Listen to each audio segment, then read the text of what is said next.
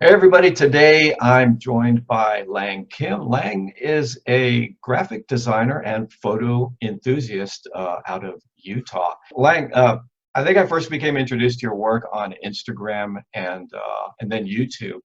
And Right, you're really into film cameras and lenses, right. vintage lenses and different kinds of film and experimentation, which I love. How did you get into this? Why did you decide to do things where you're just constantly trying things out and especially film? Right, with film. So I grew up with film. My first camera was the Canon AE1. Yeah, I started taking family photos, probably my teens, high school stuff, and I really never like excelled in it, and I just never pursued it like as a career. But I Right. always knew that I was going to be a graphic designer. I kind of drifted away from that, and then photography came probably later on. Oh, in my early 20s, Uh-huh. and it was a point and shoot.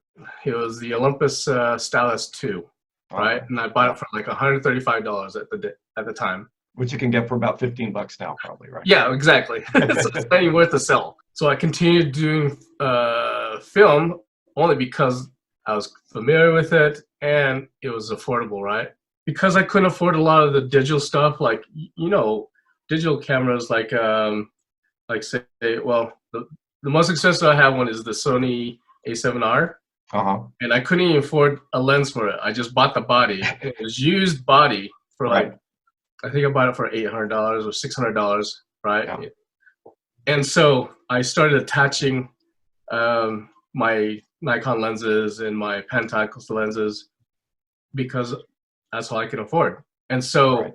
so it gave me the film vibe with a digital look, but I felt like I spent way too much time editing my photos, and Yeah. I just never satisfied. So that's what got me into like, oh, I'm gonna buy some vintage lenses that I know I can afford. The A7R mirrorless Yeah. was was it rendered beautiful images. Like it allowed me to see how sharp the lenses were, like the Nikon 50-1.4 or my Pentax, my medium format Pentax. Of Right. course, now it has its drawbacks, right? Yeah. Because now it is a true 105 to 4, but putting it back on the medium format, it becomes a 50 equivalent, and you get that amazing dynamic range and bokeh that it can produce, right? Yeah. So so I thought, oh, you know, I can combine the both vintage and digital and put them together, uh, and make it work for me, right? So I would literally shoot digital with my vintage lenses for my working clients, and they like that look, Yeah. but I'd never really liked it. So I'd go back to shooting film with it. So my favorite camera, um, I have so many. That's the problem. Like Yeah. medium format cameras for sure, and I only have I got a whole lineup of like this is my latest purchase. Oh, I have yeah, a that's nice. Yeah. Yeah, I bought that for $100 from a kid. Right, it was a great steal. He needed tuition money, and I needed to. I really didn't need it, but I like. Yeah. Yeah. I'm gonna buy it from you. Right. Support you. So, my most favorite camera of all time, and this is my go-to. Well, like when I'm producing quality images, is the Hassi 501C. Yeah, So yeah. that's your favorite go-to camera. That's my favorite go-to camera. I just love this. I like the Nice. waist view finder. It's lighted. Uh, Besides this one, I like my RB67. Uh-huh. The Pro Yeah. S. Yeah. It's a beast, but I've actually taken it out for street photography. Oh Crazy. yeah, yeah. I But used to take my RZ67 out for yeah, street photography. Yeah, and it's great because it just brings people closer. Like I mean, they're curious for one, yeah, but they're not like, oh, you don't take don't take my picture. And they're like, no, they want their picture taken because of how cool it is. And then the lens with that, the RB. Now I only have one lens for the Husky. It's just the 81.8, I think. No, 2.8. Right. So, well, that's all you need, though, right? yeah, but I was trying to adapt. Again, I was trying to adapt the Pentax 105 f2.4 to the Husky. But in reading some those forums? Yeah, the forums. Yeah. Yeah. I found out that because it is a 6.7 versus a 6.6, somehow it just didn't match up. Right. And so whatever the form factor wasn't jiving together correctly. Right. Right. But you can take the 6.7 and go back to attaching it to the 6.45, and it looked beautiful. So I have some great results with that. In terms of like favorite films, I'd probably go with a Portrait 160 or 400, and maybe Ektar 100 as well. Oh yeah. And of course, when they the black and white for me was either Acros 100, but then they discontinued it, but then they brought it back. Yeah. And I have not shot it yet, the part 2, whatever. So I haven't got my hands on that yet. Yeah, I think I have 2 rolls of that still. The original. Really? Yeah. Yeah. I shot most of it. I have some film stored in the back. It's all expired, most of it. Most of it is like the 160 NC and some E-film. Like E6. the E6, right? Yeah, yeah. So that's cool. That's another thing too about E6. I like cross processing because I'm just lazy. Well, it's so easy. It's so easy. Yeah. It's so easy to do, but I don't know. I prefer shooting 160 and 400. Out of the 2, do you have a preference? No, not really, because a lot of times I'll throw it in, I forget what it is, and I'm always Sunny 16 shooting. Yeah. So I like the surprise that gives me when I find out, oh, that was 400. I should have, and then you end up exposing it 2 stops or 3 stops, which is fine. Which is fine. It's when you expose it under, and then you've got the surprise grain. Yeah. That heavy grain, which sometimes looks pretty cool too. Combination of all 3, I would have to say with the medium format, like the Mamiya 645 autofocus with the Pentax lens manual focusing, and then the Portrait 400. So you're pretty much I guess then your favorite format would be medium format as opposed to 35. Yeah. Okay. Right. It's because it allows you to shoot things. Just street photography, mainly just to practice compositions. Yeah. Right? So do you prefer the rectangle versus the square, or the other way? I guess the square. Yeah.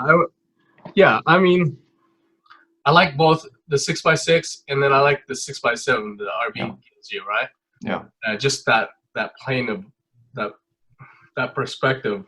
When you look through down at a waist view level finder, yeah, it's such a beautiful. I don't know how to explain.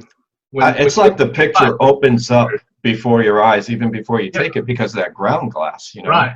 And it's just like it's like 3D just appearing. Yeah, exactly. It just pops and you're just going. I would have never shot this had I not looked through this larger format. I sent you the picture of that African American girl. The images that I was able to capture, that was just amazing. That with the Sony A7, but I shot it with the vintage lens. Right. So again, trying to get that combination of that look and feel. I just watched one where it was, I guess you were shooting with some other people by the train tracks. I think the video opens up with you interviewing the 2 models that you're working with. Oh, yes. Yeah, so I was curious as to what you shot that with. So that was the Mamiya 645. Oh, okay.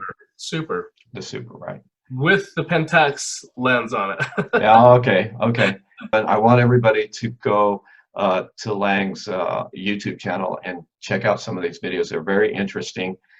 You have an interesting pacing too, but you know, I know it's random, and yeah, it is like, a little random. I want people to go and check that out because there's a lot of good stuff there. And you know, if nothing else, you know, maybe you don't shoot film, but what you should get out of this is just a little bit of inspiration because I right. love the experimentation and just the discovery that you make.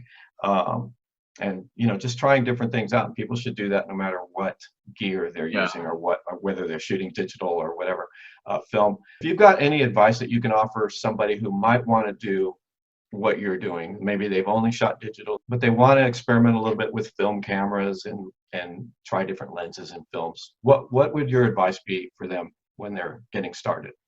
Okay, so if they're my advice to them is to like bring their digital camera with them and shoot with the digital so that they can see right off what the digital camera is doing, and then mimic that digital by putting the settings Right. onto the film and shooting it, because Right. that way it gives a little bit more encouragement and you know, gives them an idea of what it's going to look like, right? Because film is so forgiving, but yet this new generation that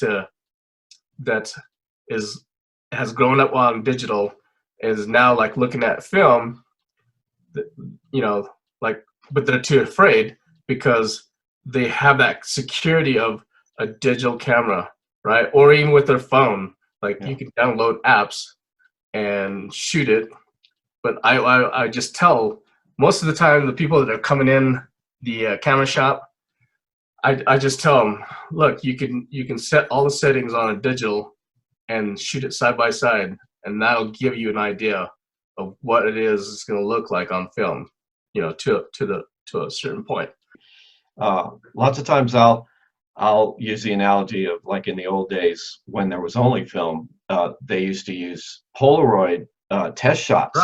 Right. And so that gave you could dial your settings in, do the Polaroid, and then say, oh yeah, everything looks good. And then you move on to the regular film and you just know everything's, if you keep everything the same. And so your digital is kind of like your Polaroid in that sense, in that you nail the settings, transfer them over to the film camera, and you know it's at least you got your exposure right.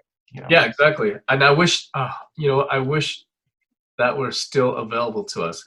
And I Polaroid. think, yeah, the Polaroid peel back. Oh my gosh, because I would take and give them the Polaroid part, and then keep the negative and develop the negative, and then blow it up. Oh yeah. Did you ever do that? Yeah, Oh, and do like a reverse. Yeah. Yeah. I would bleach this one side, tape it all down, bleached it, remove it, and then you get this amazing result. You know, it's just different, and it's artistic too, because sometimes the chemicals aren't cleaned perfectly. Yeah. And so you get the runs or the light leaks. A little bubbles maybe. Yeah, bubbles, The chemicals.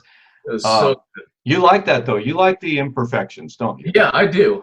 Yeah. Because it was not intentional. It was just accidental, and it just makes it art. Yeah. Like black and white. When you dodge and burn them, you're doing it purposely. But when you have a light leak somewhere, it's just magic. Yeah. You can try to recreate that, but in digital, but it's just not the same, right? It's not the same. Too sharp. Everything's too sharp, too clean right now. Okay, so let me ask you: you've asked me what's my favorite camera. What was your favorite camera, and why? Like, kind of, you know, like especially for weddings. Let's see. I don't have it out here. Let me see. Veronica? No. Well,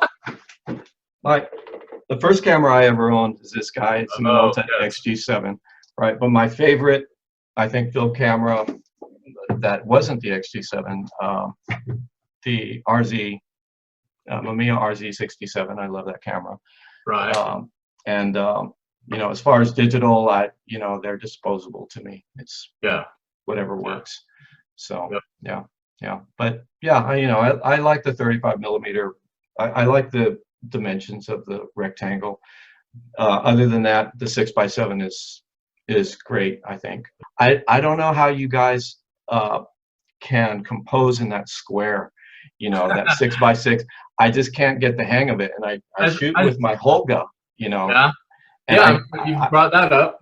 the Holga's good, but anything else, it's like, I need a 6x7 or something else. I need something rectangular because I can't see it I in the think it's the square. challenge. It's yeah. The 6x6 challenge to compose or have that composition, because a 6x7 for me is easy because when I design things, I use the rule of thirds, and so I can shoot, I can focus, recompose, and then fire it off, right? And then I know where my text is going to be. So Right. for future, for that design, the elements of design are there, but for a square, it makes it more challenging. Like, oh, like those images that I sent to you, they're all set up as a 6x6, just for Instagram and just for composition. Like the Golden Gate Bridge, that image, I shot that with the 200 millimeter lens on my Nikon FE2. And I just caught that fog that came in. And this is really unusual because this is summertime, July, for the fog to come in. It was just really crazy. Yeah. So that's one of my favorite photos there, capturing just the top portion of it with the clouds, just like, that's all you see. It's kind of eerie. And then one of the other images I brought, if you're going to bring this, is the night photography. And this was a Halloween with a red balloon. And all I did is put an LED light or just a flashlight. And that's what image I got or captured with that 5D Mark II. I like bringing my models to just dress them up fancy and then go to these ghost towns, right? Just that's that contrast between, yeah, it gives that interest, right? Yeah. So so shooting it black and white, like that one with the female model standing in front of this old vintage car, I just think it was just an amazing time, right? And then vintage cars, I just love vintage cars. Can't go wrong with vintage cars. The fog actually followed me here in Utah. This image of it's a mirrored image of a little island, right? It's just a pond, like a man-made pond on a golf course. And it happened to be a foggy day, and this is what I captured with that. I shot it both film and digital.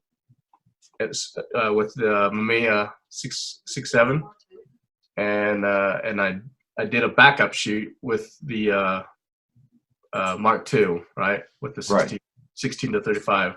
This is a girl with the blue eyes, and she's like looking upside down, so her forehead is in water. Right. I was in the water with her at that same level, laying in the river. This was a Tamron 45 millimeter f1.8 attached to my Nikon f4 speed graphic. That's my newest. That's a gorgeous little camera. Do you have that camera? Yeah, I do. Oh, nice. I acquired that for some logos. Is that a 4x5? It looks like a 4x5. It's a 2x3. Oh, okay. Right? Nice. And so I can shoot 120 film back on it. Oh, cool. I shot this with the Canon EOS Elan 7N with the Kodak T-Max. I love that you can experiment and you can practice and you can just keep doing what you do, and what all those little discoveries along the way, they can make it into your commercial work. And, exactly. Little by little, and that's why I think people just need to keep doing it. Don't just shoot. Just shoot. Right. Just play with your stuff, and that's why I like your videos and your Instagram.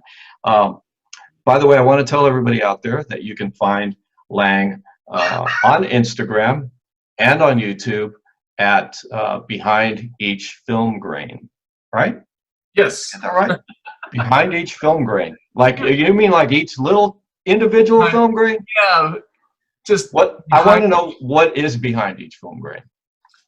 Is it you? That's a good question. Yeah, I think it's just a personality of me Okay. behind each of those grains Yeah. is me capturing that moment, right? Yeah. Yeah. And So who doesn't love film grain?